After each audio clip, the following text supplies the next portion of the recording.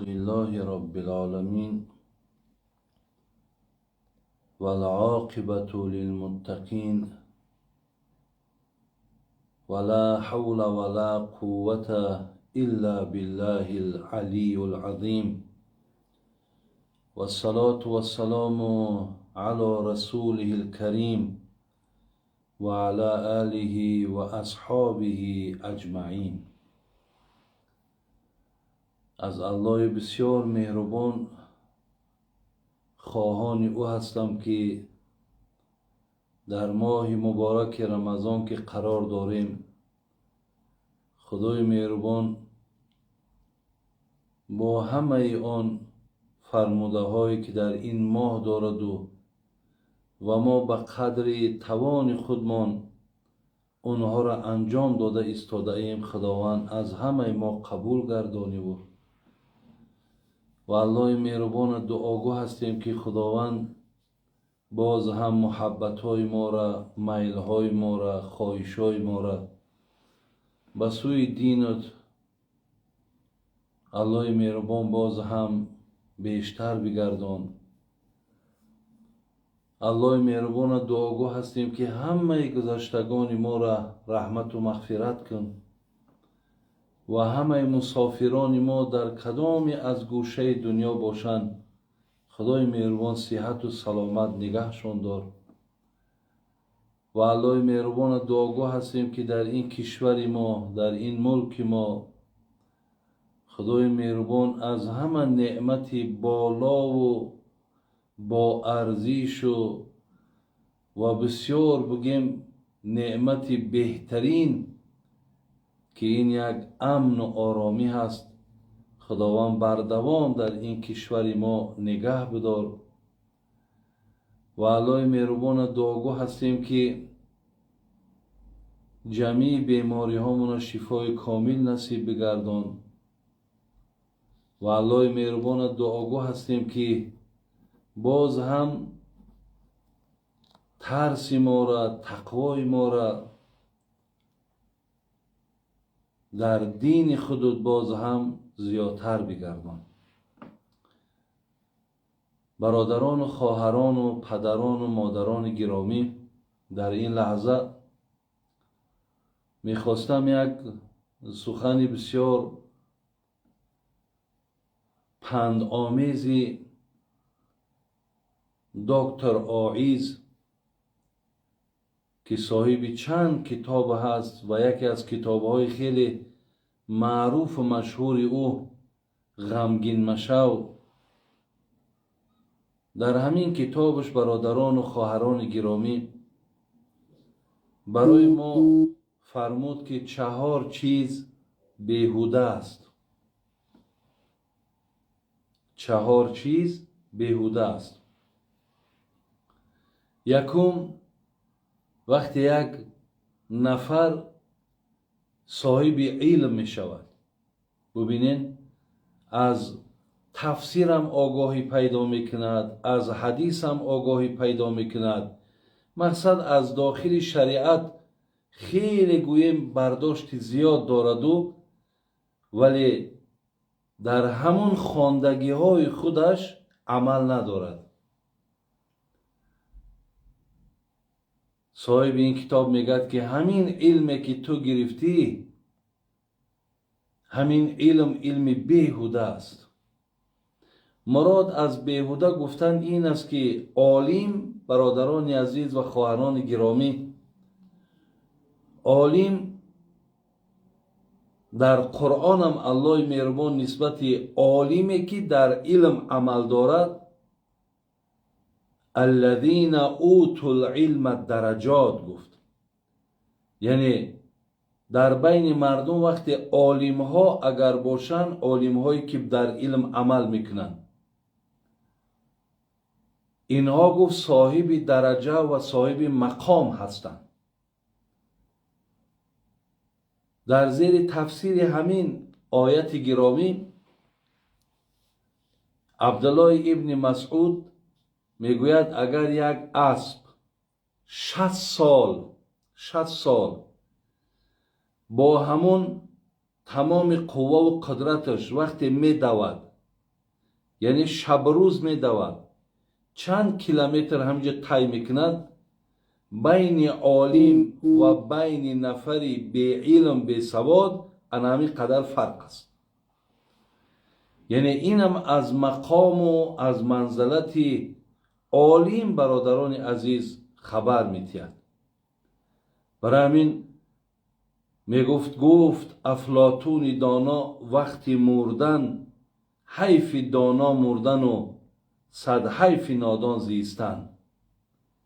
ببینین چقدر در نسبت عالم ها بگیم دلسوزن که در جامعه ای که اگر عالم باشد، دانشمند باشد، مثل همین چراغ بالای سر ما خیلی که روشنی میکند، روی دل آدم روشن است، هر یک نیک و بد مثال گویم میبینی. عالم به مثال همین چراغ است برادر عزیز. وقتی که اینجا یک چیزی مهم دارد، وقتی عالمی که در علم عمل دارد، آن چیزی که خودش میگد در همو گفتگی خودش پایبند باشد، انامین درجه و انامین مقام نصیب انامو کسی.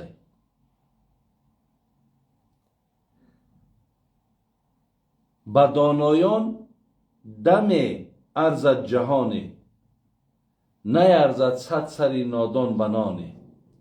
ببینین اگر با یک عالم، با یک دانشمند میگه یک لحظه بشینی، ارزش جهان دارد، ارزش دنیا را دارد.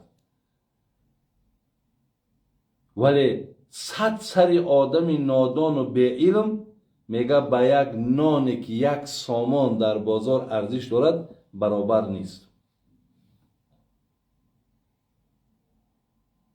امام غزالی را الله رحمت کنه در کتابش میگه درجه عالم در نزد خداوند به این مثال هست که همون قلمی را که میگرفت با همون قلمش مقصد می نویساند، یک درسش می نویساند، یک چیز مثال برای معلومات پیدا کردن می نویساند، میگه همون رنگ قلمش از خون شهید هم بالاتره. برای همین درجه عالم برادرای عزیز و گرامی خیلی بالا هست. از این لحاظ از وقتش برادرای عزیز در مردم ما، مردم به عالم ها احترام میگذاشتن.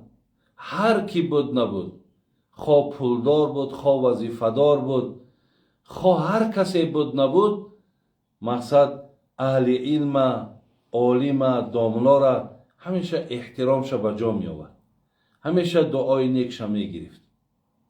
ولی مقصد وقتی بعضی نفرها عالمایی را می بینن که ولی علم دارن ولی عمل نیست، می بینن دلهای سیاه دارن، بین به مردم تعلیم میکنن ولی خداشون در گفته خودشون قائم نیستن، بعضی اخلاصای مردم بگیم از حساب همین عالمای بی عمل مقصد از دین دور می شود. ولی این صاحب کتاب چی گفت؟ گفت اگر عالمی که در علمش عمل نکند، علمش بیهوده است. برای همین پیامبر گرامی صلی الله علیه و سلم هم دعا میکرد اللهم اینی اعوذ بک من علم لا ینفع. علمی که به نفع نباشد، علمی که در او پایبند عمل نباشی، خدای از او علم پناه طلب میکرد. دویم چیزی را که صاحب کتاب غمگین مشو گفت این بود که تقوایی که اگر در ظاهر باشد و در باطن نباشد، همون تقوا هم بیهوده است. یعنی ما میبینیم مثال در سر یک آدم یک سله است، میبینیم ریش ها مثال آویزانه، میبینیم لباس ها هم سنتی، ولی فقط در ظاهری همون آدمه، در باطنش آن چیزی را که در ظاهر دارد در باطن ندارد. انا همین تقوایی که، انا همین بگیم خدا ترسی که در ظاهرت هست و در باطنت نیست، همین بیهوده بود است. همین بیهوده است. الله رحمت کند صاحب مسلک المتقین صوفی الله یاره میگفت دست در صبح زبان در یاد، دل در انجام دنیوی فریاد. بعضی ها را میگه میبینی در دستاشون تسبیح هست و ولی همون سبحان اللهی که با زبانش میگد دلش ویا تصدیق نمیکند. دل باشد فریاد دنیا را دارد، زبان باشد سبحان الله گفته است. بین دست در صبح زبان در یاد، دل در انجام دنیوی فریاد. دوام میتید ظاهرا خود حلقه پوشی ها، باطنا خود مکر و فریبی ها. در ظاهر حقیقتا میبینیش میگوی یگان خیلی مثال مولوی کلان است، خیلی شیخ کلان است، خیلی عالم کلان است. خب لیکن ببین میگد ظاهرا خود حلقه پوشی ها، باطنا خود مکر و فریبی ها. ولی در داخل مکر و فریب زیاد دارد. بعد حضرت با همین گونه شخص ها چی میگد؟ این چی طاعت چی بندگی باشد، مردنت به که زندگی باشد. یعنی با این طرزی که تو کرده، با این طرزی که با ظاهرت مردم فریب میکنی، از این حال دا میگه مردنت بهتر است. مردنت بهتر است. برای همین یک بسیار بگیم یک خیلی وعید سخت برای بسیاری از عالم ها و دانشمندای ما هست که در ریش و در سله و در علم شما مردم خوب اهمیت میتید که آیا همون سله و ریش همون مقصد آیا لایق تو هست یا نه؟ آیا همه را دربر کرده با همون مثال لباس تو زیبنده هستی یا نه؟ یعنی مقصد این عزیزای خدا همینه که لباس ظاهر و باطن به هم موافق کن، نه همچو دریا خونخوار و پاک دامن باش. صاحب میگو خدا رحمتش کنه، میگو ظاهر تقتی باطن یک خلق. بین ظاهر و باطن به هم موافق کن، نه همچو دریا خونخوار و پاک دامن باش. دریا را ببین، اگر ببینیش کبوت همین خیلی خوشروه آدم در تماشاش راحت میکنه، یکی وقتی انسان را ببین در درونش وقتی که داخل میشود همون دریای زیبا و آرام غرقش میکنه، نابودش میکنه. میگه رنگی دریا واری زیبا و خونخوار نباش، یعنی ظاهر تا با باطن یک. یا الله رحمت کنه می صاحبه میگفت مخور صاحب فریب فضل امامه زاهد، که در گنبد زی مغزی صدا بسیار میپیچد. یعنی هیچ وقت ما از صلاح های کلان کلان میگه باید که انسان بهاگذاری نکنیم. انسان بهاگذاری نکنیم. میگه همون گنبزای کلان ببین، خیلی بگیم گنبزای کلان کلانن ولی در داخلاشون میگه هیچی ندارن.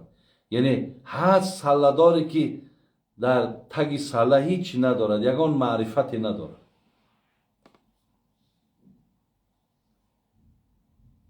خدا رحمت کن شیخ سعدی را میگو صورتت را چی کنم گرچه نداری سیرتی، کس با یک جو نخرد این صورتی به سیرتی. برای همین برادرای عزیز، تقوایی که در ظاهر باشد و در باطن نباشد ویم بیهوده بود است. سیوم حضرت گفتن عمری که در او بندگی خدا نباشد همون عمر بیهوده است. یعنی همون عمر در همی آدم حیف شدگی است. وقتی آدم هم میبینی در 50 و در 60 و در 70 ولی تا حال بگیم از بندگی خدا دوره، تا حال نمیداند که الله مهربان بنده را آفریده است تا از او اطاعت و عبادت طلب دارد. ولی به اینجاش بگیم نرسیده است. آیا این اندیشه حتی در ذهنش نمیگذرد؟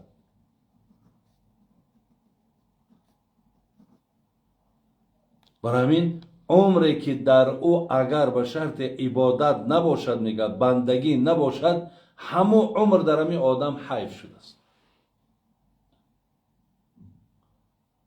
الله رحمت کرد، محمد صاحب میگفت عمر آن که صرف گردد در حضور ذکر او، حیف عمر در پی این نفسی کافر بگذرد. عمر همو عمری که میگه در داخل او عمر خداشناسی باشد، خدا ترسی باشد، بین حلال رفتاری و حلال خوری باشد. عمری که در داخل او یک اخلاق زیبا باشد. عمری که مقصد از او بندگان خدا یک منفعت حاصل کنند. چون این عمر میگه باید باشد. وقتی عمری که میگه همیشه در پی نفس میگذرد، همیشه بگیم در خواهشات نفس میگذرد، هزار حیف بر همو عمر میگه. صوفی علیه در کتاب مسلکش میگفت عمر اگر نگذرد به حق جویی، شرم نکرده عمر هم گویی. بین عمری که اگر به شرط در او مقصد بندگی خدا نباشه، با شرم نکرده میگوی من در 60 در آمدم، من در 70 در آمدم. عمر اگر نگذرد به حق جویی، شرم نکرده عمر هم گویی. عمر اگر نگذرد در ری مولا، عمر هر گاو و خر از او بالا. عزیزای خدا را از سخنای ما باید ملال نشیم، از سخنای ما باید خفه نشیم، زیرا که اینها برادران عزیز فهم اینها زیادتر بود، دانش اینها زیادتر بود، دنیا را اینها خوبتر میدانند، علم خدا را اینها بیشتر میدانند و دلشان که به ما میسوزند به هر چی ما را نسبت میتن که همینها مقصد تیزتر به خود بیایند و تیزتر بیدار شوند. برای همین سیوم چیزی را که دکتر آیز مقصد میگد این بیهوده هست، این چی بوده است؟ این هنا عمری که در او عبادت نباشه. وقتی عمری که در او عبادت نیست، این عمر میگه عمر بیهوده. انا که چهارم چیزی که برادران عزیز جناب دکتر آیز برای ما میگه که این بیهوده هست، این چی است؟ این میگه وقتی که انسان مالدار میشود و پولدار میشود و ولی جوانمرد نیست، ولی سخی نیست. ببین دست دهنده نداره. میگه پول در دست همی آدم حیف شیدگی است. یعنی خیلی اگر با عادی تاجیکی بگیم ایرا صدقه همون مال و صدقه همون اسباب و انجامی که خدا باید داده است، ایرا صدقه همون مال و ملک نه. که مثال در دستش هزارها جمع شده است ولی هیچ وقت ناداری یک برادری مسلمان، کمبودی یک همسایه، آبادی یک مثال محله، هیچ وقت در ذهن در یادش نیست. میگه ایرا صدقه همون مال و ملک نه و مال و ملک در دست ی آدم حیف شیدگی است.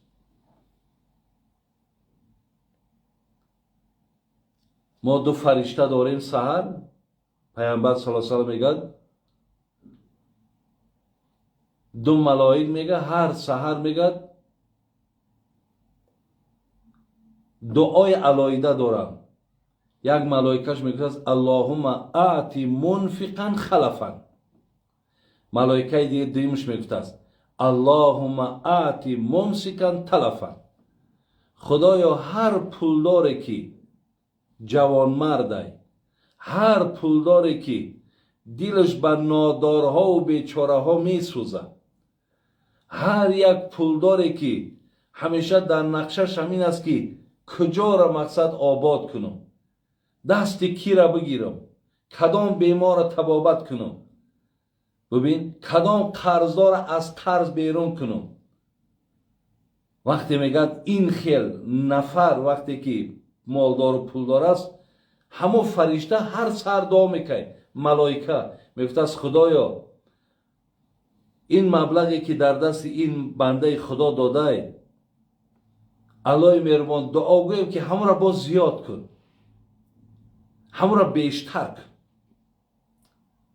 ملائکه دیگر چی میگفته است؟ وقتی میدیده است که یک آدمی که پولدار است بغیر غرور، بعضی آدم دیدن که پولدار میشود تماما آدم دیگر میشود، تماما ناپسند میشود، تماما تکبر، تماما یگان نفر دیگر نمیشناسد.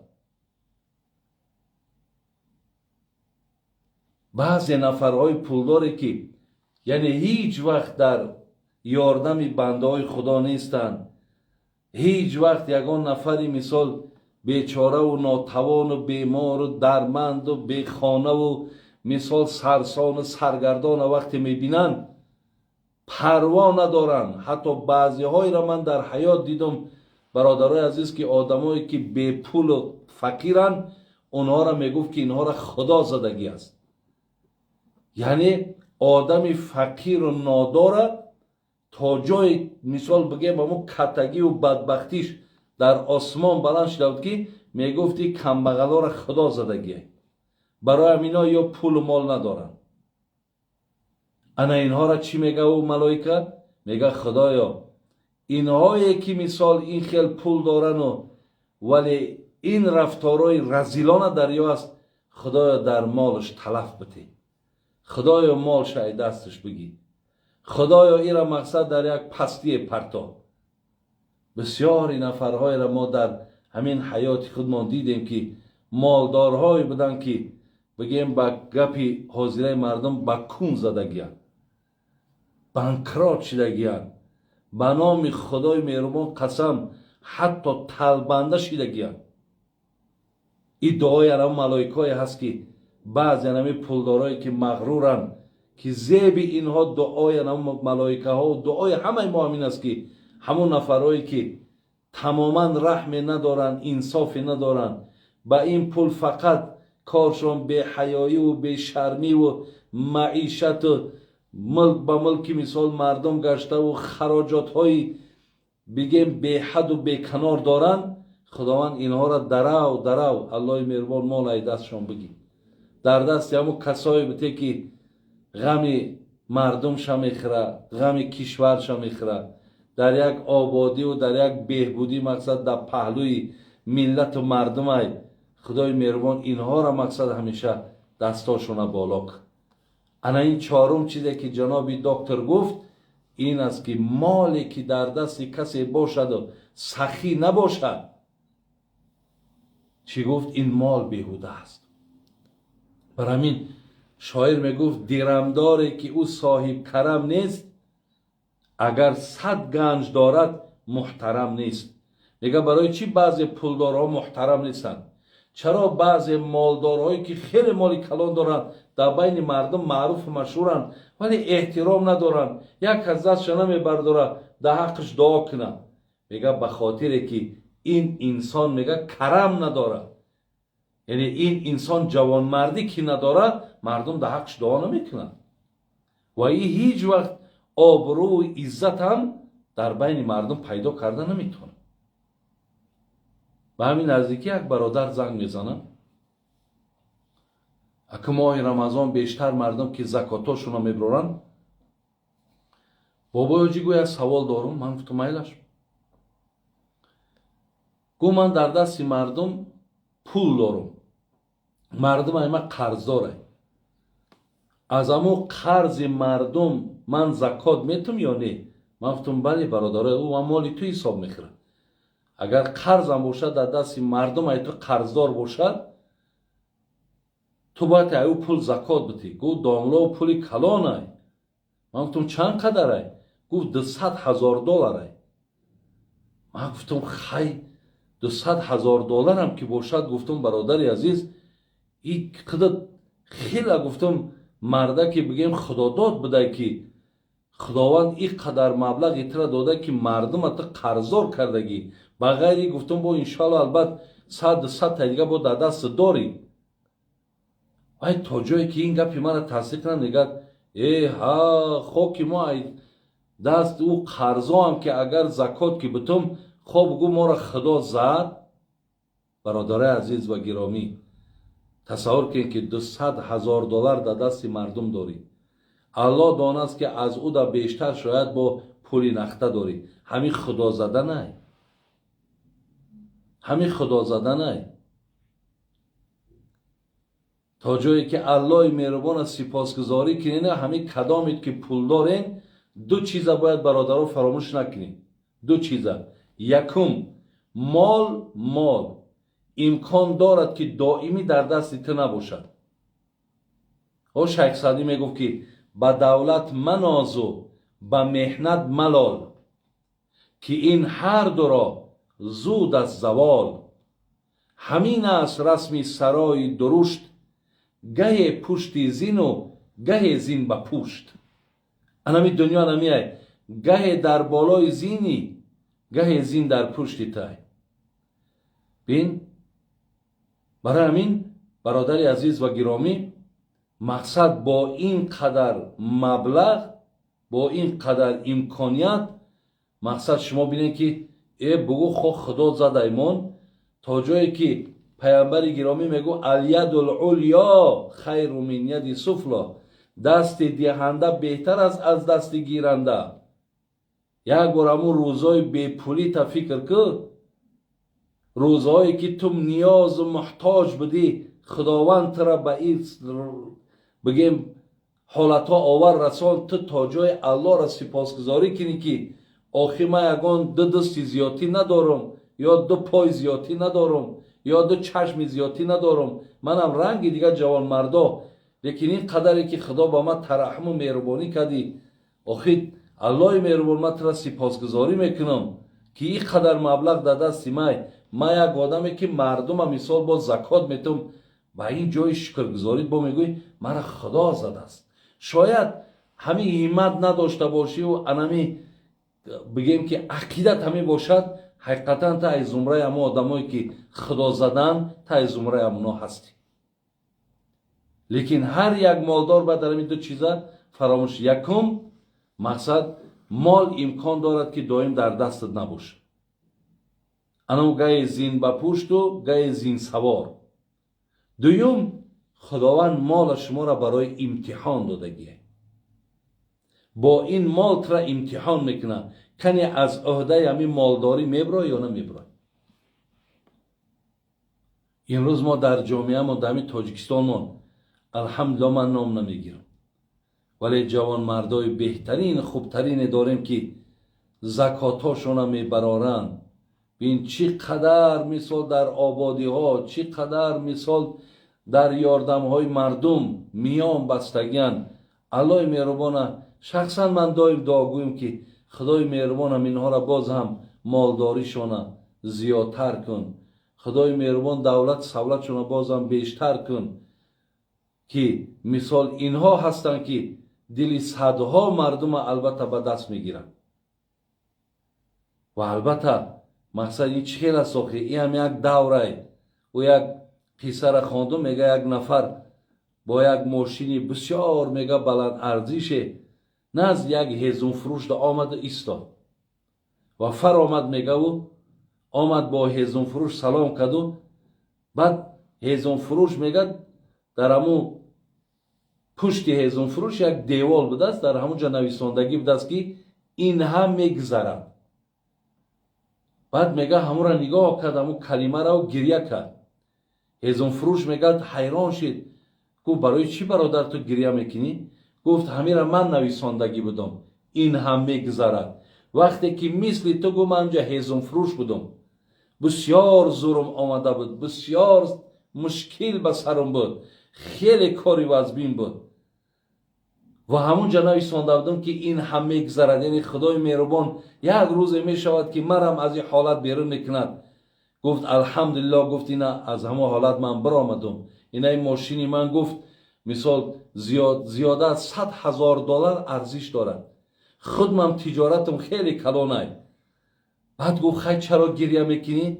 گفت گریه به این خاطر است که همه پولداری و ماشینداری هم همیشه میگذرد. بین همون سختی ها هم گذشت، مالدار و پولدار شدم، اینش هم با میگذرد.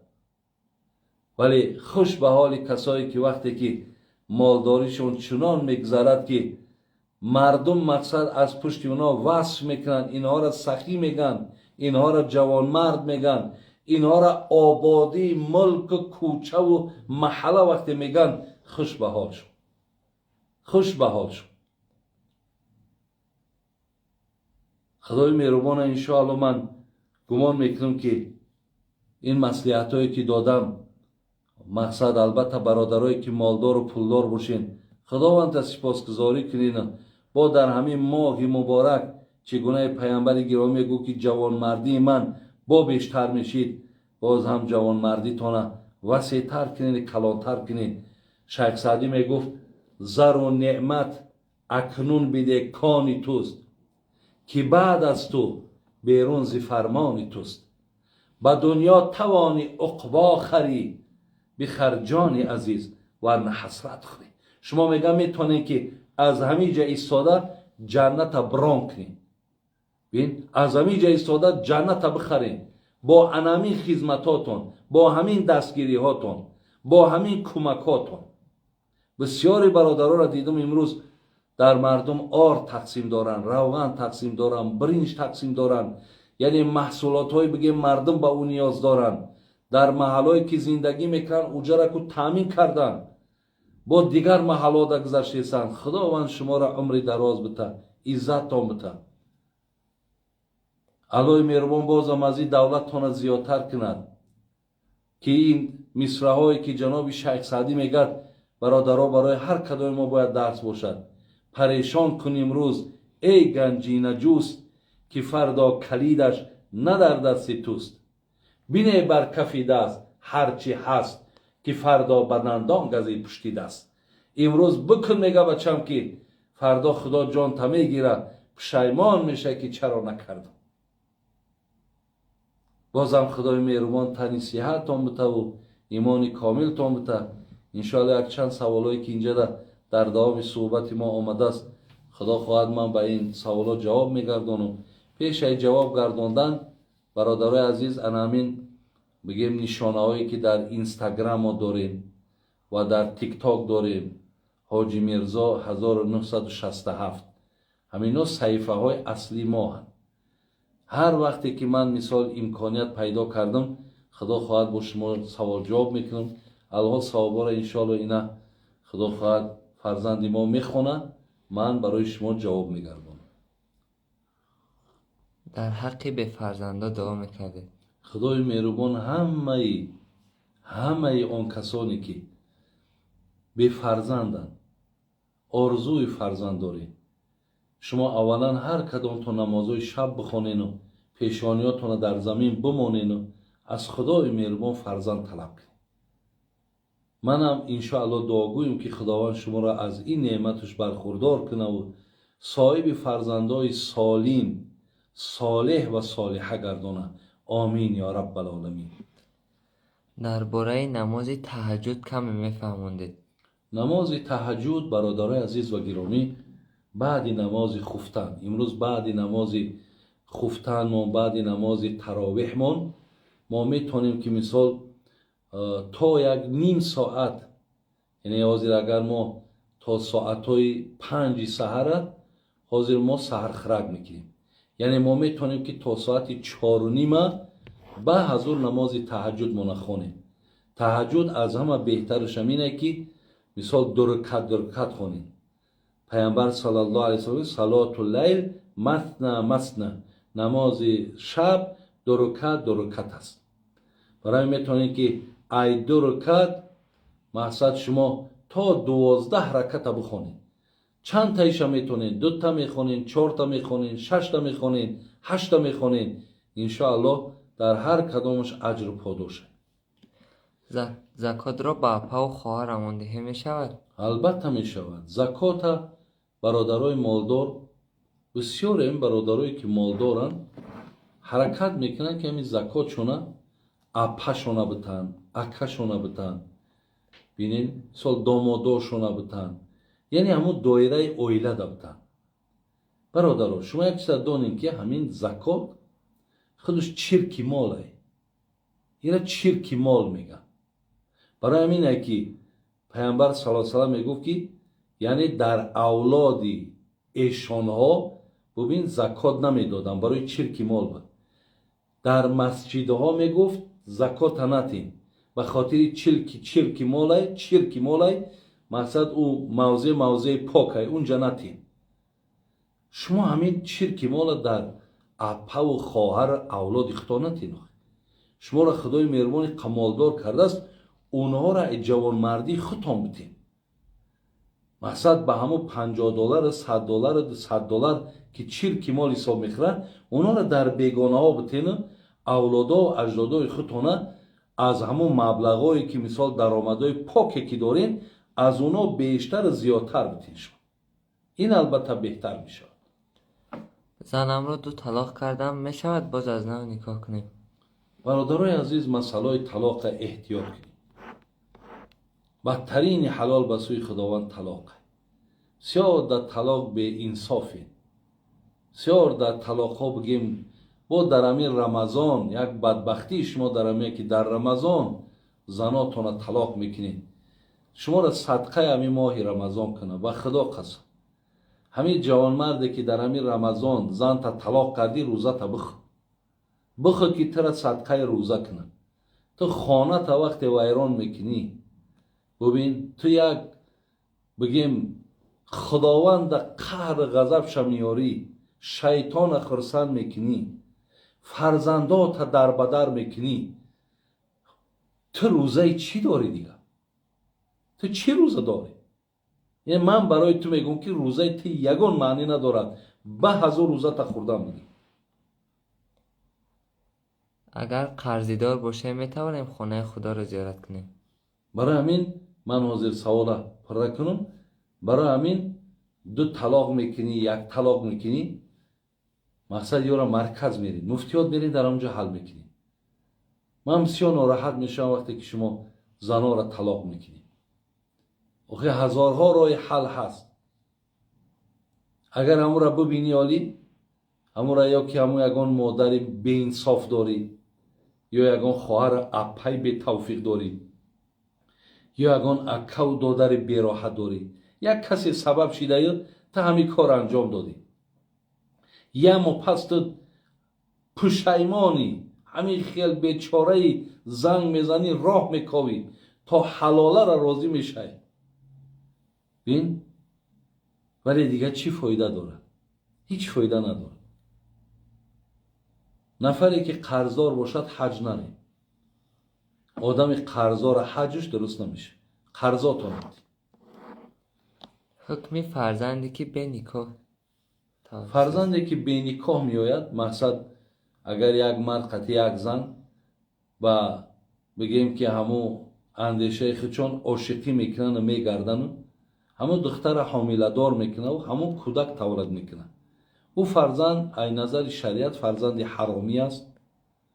خب در او فرزند همین قیقی داغدار میشود، یعنی داغدار سیاه میشود که همیشه او را میگن که تایرای حرام به دنیا آمدی. حتی عالم هم که شود پیش در آمدنش کراهیت دارد. در شاهدی در هیچ مقصد نمیگیرنش که یه ایرای حرام آمده، ولی گناهگار در این همو پدر و مادرش. ولی وای فرزند شما حساب میخوره، اگر پگه مردینم این فرزند حرامی هم که باشه ایمال شما میراث میبره. در حق بیزنها و غریبا دعا کنیم. خدای مهربان همه برادرایی که بیزنن، خداوند زنای صالحه و پاکدامن نصیبتون کن. و هر یک خواهرایی که بی شوهرن، خداوند شوهرهای خوب و شوهرهای نیک نصیبتون کن.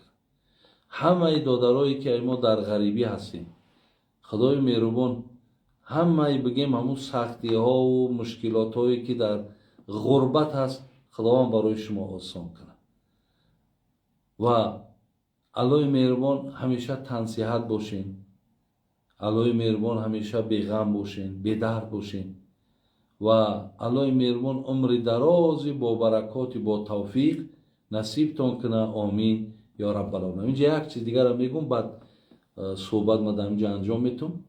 همین یک 3 روز پیش در یک مسجد تراویح خوندیم. یک برادر آمد گفت بابا جی دعا کن. گفتم چی دعا کنم؟ دعا که گفت قریب 1 سال شد زن میکنم زن نمیو. برادرای عزیز این هم یک داغی روزه که وقتش در دورای ما دل خانه میدر آمدی در هم مثال همین کار حل میشه.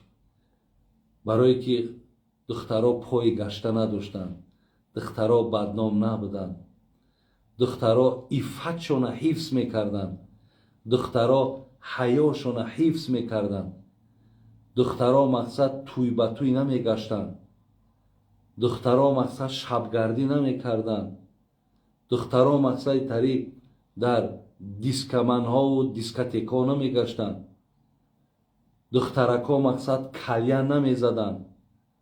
ولی امروزه مثال خدای مهربان نگه بداره که در درون مثال تلگرام هم میدروی، تیک تاک دا میدروی، اینستاگرام دا همه جاده چقدر مثال بی حیایی و بی شرمی و بدزبانی رو به ترقی هست.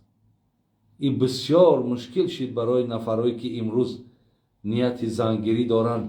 دیگه او زنهایی را که بگیم اگه عفت داشتن پاک دامن بدن میآوردیشان بابا زندگی هم مزه داشته پگای دامن یک فرزند خوب میشید. خیلی این چیز دیگه نادر شده، بسیار مشکل شده است. این چونین جوانای مقصد خوب هم دختری خوب هم داشته باشی، جوانا هم مثال در یک ورطه بسیار ناخوب مثال به وایه رسیده سن. اینش هم علاکه دشواری در جامعه. برای از همه برادرایی که اهل قلمین، اهل سخنین، بیشتر کنین تا که مردم یک رو به مثال اندیشه و رو به یک حلالی و پاکی بیارن. خدا عاقبت همه مانا بخیر، ایمان آمانا با سلامت نگه داره. سلام علیکم و رحمت.